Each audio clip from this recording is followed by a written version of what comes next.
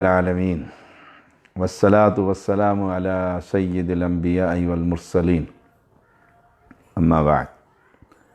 آج ہم اللہ تعالیٰ کی توفیق سے آج کی تیسری نشست کا آغاز کر رہے ہیں،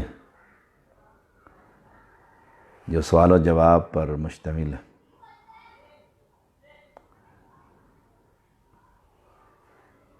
رمضان المبارک کی آج دوسری تاریخ۔ پہلا سوال جو ہے وہ کہ جماعت المسلمین کے پیچھے کسی اہل حدیث کی نماز ہو جاتی ہے؟ جماعت المسلمین جو مسعود BSc کی جماعت المسلمین تھی، اس کے بعد تو وہ تقسیم در تقسیم ہوتی چلی گئی۔ ان کا نظریہ یہ تھا کہ تمام اہل حدیث مسلم نہیں کافر۔ جو شخص میری بیعت نہیں کرتا مسعود BSc کی، جو ان کے امیر جماعت، تو وہ مسلم نہیں ہے۔ اللہ کے بارے میں نظریہ بھی ان کا عقیدہ صحیح نہیں تھا کہ وہ مانتے تھے کہ اللہ تعالیٰ ہر جگہ پر موجود ہے، اور خارجی الذہن تھے۔ کسی اہل حدیث کی نماز جماعت المسلمین کے امام کے پیچھے نہیں ہوتی۔ جماعت المسلمین کا بھی عجیب حال تھا۔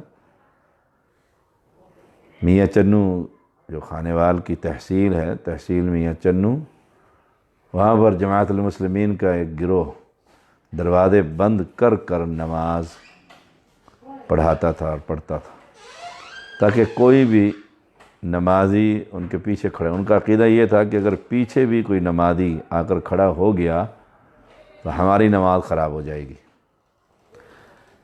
میں ایک مرتبہ خود ایک جماعت المسلمین کی مسجد میں گیا دوران تعلیم بہاولپور کے علاقے میں، تو امام نے، کیونکہ مقتدی کم تھے ان کے، اس نے مجھے تکبیر بھی نہیں کہنے دی کہ آپ کا حق نہیں ہے، کیونکہ آپ مسلم نہیں ہیں، جماعت المسلمین میں شامل نہیں ہیں۔ ایسے گمراہ لوگوں کے پیچھے نماز نہیں پڑھنی چاہیے۔ نماز مواحد کی صرف اہل حدیث کے پیچھے ہی ہوتی ہے۔ اگر اہل حدیث کی نماز کسی غیر کے پیچھے جائز ہو، دوسرے فرقے، تو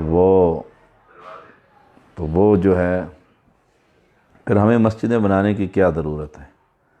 پھر جب ان کے پیچھے نماز جائز ہے تو پھر سب کو ان کے پیچھے جا کر نماز پڑھنی چاہیے، جمعہ پڑھنا چاہیے، ان کے ساتھ شامل ہو جانا چاہیے، اپنی تبلیغ بھی کرتی رہنا چاہیے۔ کسی اہل حدیث کی نماز کسی غیر اہل حدیث کے پیچھے نہیں ہوتی۔ اس پر ہماری کتاب موجود ہے، نماز میں امام کون، اور اس پر کبار علماء کے مقدمے موجود ہیں۔ میرے استادی اور میرے مربی سید ابو محمد بدیع الدین شاہ راشدی رحمہ اللہ کا رسالہ موجود ہے کہ امام صحیح العقیدہ ہونا چاہیے۔ محدث اس دور کے حافظ زبیر علیہ رحمہ اللہ، ان کا رسالہ موجود ہے کہ بدعتی کے پیچھے نماز کا حکم۔ میرے استاد حافظ محمد عبداللہ بہاولپوری رحمہ اللہ، ان کا رسالہ موجود ہے، اہل حدیث کی نماز غیر حدیث کے پیچھے، اور دلائل موجود ہیں اس میں۔ ان سے ہمارا بحث اور نظریہ یہ نہیں کہ یہ رفع الدین نہیں کرتے، بلکہ یہ حلولی اور قبوری ہیں، اس لیے کسی اہل حدیث کی نماز غیر حدیث کے پیچھے نہیں ہوتی۔ واللہ اعلم۔ جی، کئی دفعہ ایک بندہ کندھے سے کندھا پاؤں سے پاؤں ملائے تو دور ہو جاتا ہے، اور دور ہو جاتا ہے، اس صورت میں کیا ہوتا ہے؟ دیکھیے، امام کی طرف صفوں کو ملنا چاہیے۔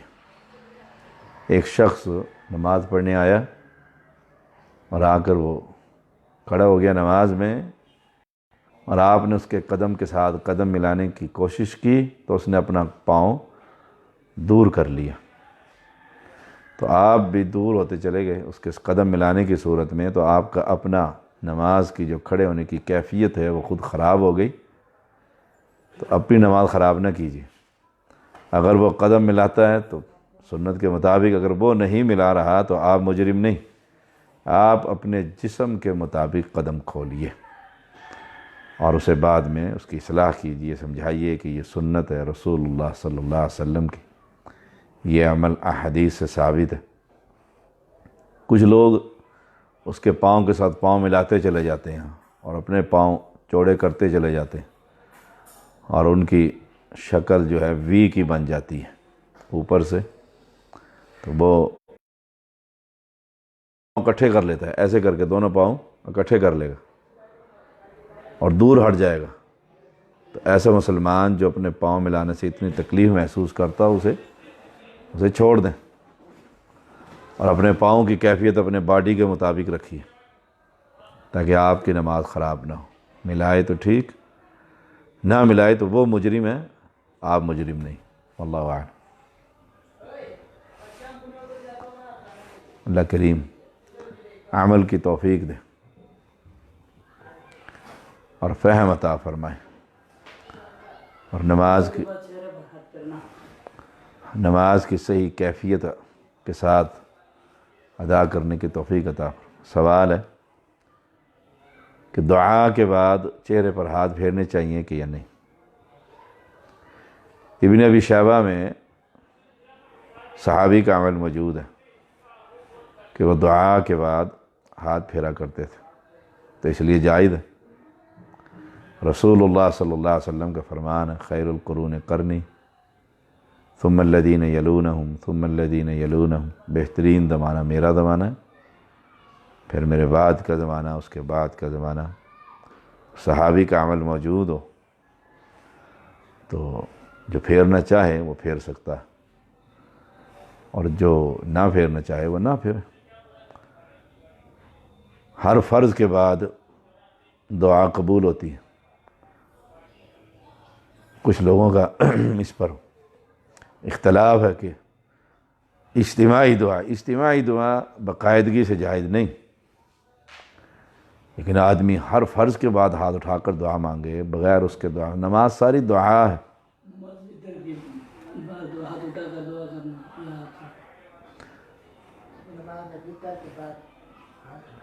نماز وتر میں سوال یہ ہے کہ نماز وتر میں ہاتھ اٹھا کر دعا مانگنا، دیکھیے ہاتھ اٹھانے کی کیفیت دل کے ساتھ ہے، دل کے ساتھ۔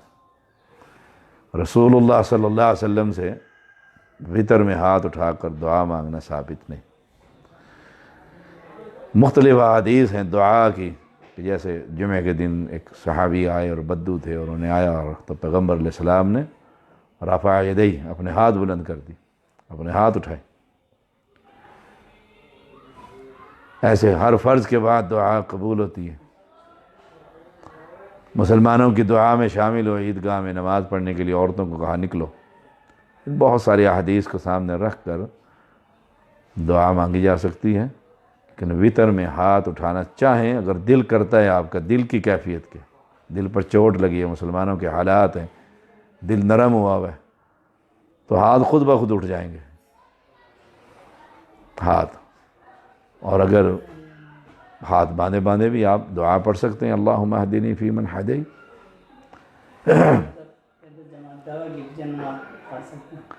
سوال یہ ہے کہ کیا جماعت الدعوہ کے پیچھے نماز ادا کی جا سکتی ہے؟ جماعت الدعوہ ہو یا جماعت التبلیغ ہو، دیوبند ہو یا بریلوی ہو یا اہل حدیث ہو، کوئی بھی ہو، شرط یہ نہیں کہ جماعت الدعوہ ہے یا جماعت التبلیغ ہے دیوبندی کے پیچھے۔ جماعت الدعوہ کے اندر جو شخص مسلم ہے، موحد ہے، صحیح العقیدہ ہے، کتاب و سنت کا پابند ہے، ہمارا بھائی ہے، اس کے پیچھے نماز ہو جاتی ہے۔ جماعت الدعوہ کے اندر ایک شخص بد عقیدہ ہے، یا علی مدد کی صدائیں لگاتا ہے، غیر اللہ کی پکار کرتا ہے، لیکن جماعت الدعوہ کا رکن ہے، کیونکہ ان کے ہاں عقیدے کی تو تمید ہے نہیں، بہت کم ہے، بد عقیدہ لوگ بھی ان میں شامل ہیں۔ ہمارے اسلام آباد میں کتنے لوگ ہیں جو اہل شرک ہیں اور ان کے ساتھ تعاون کرتے ہیں۔ اگر ایسا شخص مسلح پر کھڑا ہو، وہ اپنے آپ کو جماعت الدعوہ لکھوائے، سلفی کہلوائے، اہل حدیث کہلوائے، بد عقیدہ کے پیچھے نماز نہیں ہوگی۔ دیوبندی کے پیچھے نماز ہو جاتی ہے، بریلوی کے پیچھے نماز ہو جاتی ہے۔ وہ دیوبندی جو دیوبند میں رہتا ہے اور صحیح العقیدہ ہے وہ دیوبندی ہے اصل میں، وہ بریلوی جو بریلی انڈیا کے شہر میں رہتا ہے وہ بریلوی ہے۔ وہاں جو اہل حدیث رہتے ہیں وہ اصل میں بریلوی ہیں علاقے کے لحاظ سے، جغرافیائی لحاظ سے۔ وہاں جو اہل حدیث رہتے ہیں دیوبند میں وہ دیوبندی ہیں علاقے کے لحاظ سے، تو ان کے پیچھے نماز ہو جائے گی۔ کسی بھی جماعت کے پیچھے نہیں، اس امام کا عقیدہ آپ کو دیکھنا ہے۔ وہ جماعت الدعوہ صحیح ہے، جماعت الدعوہ میں صحیح العقیدہ مسلم ہمارا بھائی ہے، مسلم ہمارا بھائی ہے۔ دیوبند کے اندر صحیح العقیدہ شخص ہے، ہمارا بھائی ہے۔ وہ اپنے آپ کو دیوبندی کہلا رہا ہے اس لیے کہ وہ دیوبند شہر کا رہنے والا ہے۔ تو عقائد کی بنیاد پر نماز پڑھی جائے گی، عقیدے کی بنیاد پر نماز چھوڑی جائے گی۔ اللہ اعلم۔ حکومت کی احکامات کے مطابق 6 فٹ کا فاصلہ رکھا جائے، یہ نماز نہیں ہوگی۔ ابھی بھی سوال یہ ہے کہ حکومت کے 6 فٹ کے فاصلے کی وجہ سے نماز ہوگی یا نہیں ہوگی، اس پر علماء کے ہم اس سوال کا جواب کل کی نشست میں دے چکے ہیں۔ بدعت ہے یا نہیں، اسے بدعت نہیں کہا جائے گا، کیونکہ استاد العلماء حافظ محمد شریف حافظہ اللہ ان کا قول ہے کہ ایسی ان حالات میں 6 فٹ پر 3 فٹ پر کھڑا ہو سکتے ہیں۔ حافظ پروفیسر عبداللہ ناصر رحمانی حافظہ اللہ شیخ الحدیث، ان کا قول ہے کہ پھر گھر میں پڑھے جا کر، مسجد میں پڑھنا ہے تو مل کر کھڑا ہو، اس لیے سے نہ بدعت کہا جائے گا۔ یہ حالات کے تحت فیصلہ کیا جا رہا ہے، اسے بدعت نہیں کہا جائے گا، نماز ہو جائے گی، کیونکہ اس پر اہل علم کے اقوال موجود ہیں۔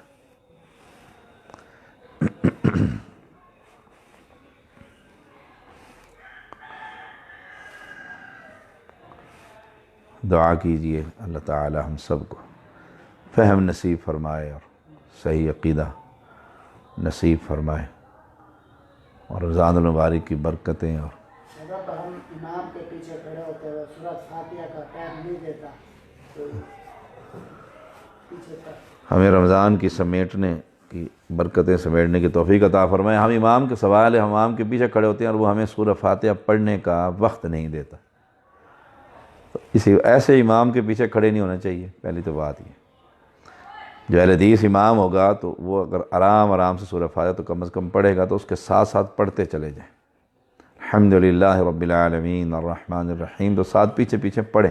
کیوں کہ لا صلاۃ لمن لم یقرأ بفاتحۃ الکتاب۔ اور جس نے سپیڈ لگا رکھی ہے الحمدللہ رب العالمین الرحمن الرحیم مالک یوم الدین، وقت نہیں دے رہا پڑھنے کے لیے، رسول اللہ صلی اللہ علیہ وسلم ہر آیت کریمہ پر ٹھہر جایا کرتے تھے، پھر اگلی آیت کریمہ پڑھتے تھے۔ اس لیے امام کو چاہیے وہ وقت دے، اور مقتدی کو چاہیے کہ سورہ فاتحہ لازم پڑھے، اور ایسا امام جو وقت ہی نہ دیتا اس کے پیچھے نماز نہیں پڑھنی چاہیے۔ وہ اتنی تیز پڑھتا ہو کہ سمجھ ہی نہیں آ رہی، ایسے امام کے پیچھے نماز ہی جائز نہیں، کیونکہ قرآن کو یا ایھا المزمل قم اللیل الا قلیلا نصفہ او انقص منہ قلیلا او زد علیہ ورتل القرآن ترتیلا۔ قرآن کو ترتیل سے پڑھنا چاہیے، آرام سے پڑھنا چاہیے، قواعد کے ساتھ پڑھنا چاہیے، ٹھہر ٹھہر کر پڑھنا چاہیے۔ وتر میں رکوع کے بعد قنوت پڑھی جا سکتی ہے؟ وتر میں افضل اور اعلی، سوال یہ ہے کہ وتر میں دعائے قنوت رکوع کے بعد پڑھی جا سکتی یا نہیں۔ وتر میں دعائے قنوت جو ہے افضل اور اعلیٰ، زیادہ صحیح رکوع سے قبل ہے، لیکن رکوع کے بعد کی بھی احادیث موجود ہیں، تو اس لیے افضل اور اعلیٰ پر عمل کرتے ہوئے پہلے پڑھ لیں، ورنہ بعد میں بھی پڑھی جا سکتی ہیں۔ حافظ محمد عبداللہ بہالپوری رحمہ اللہ نے باقاعدہ رسالہ لکھا تھا، اور رکوع کے بعد کہ وہ وتر کے دعا پڑھنے کے قائل تھے۔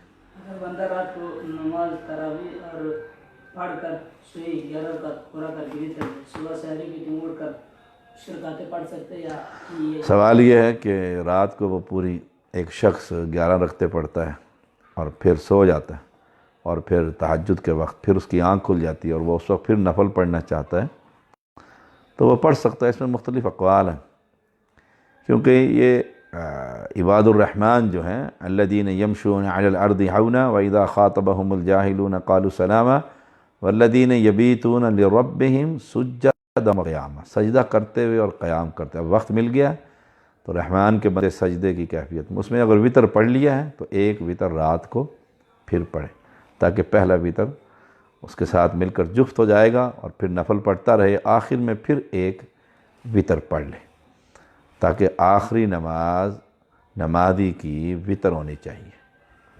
ایسے کر لیں.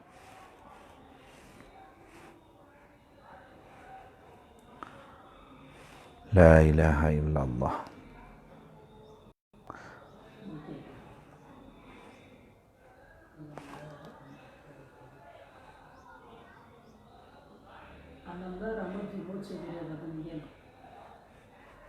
جزاکم اللہ. وآخر دعوانا ان الحمد للہ رب العالمین.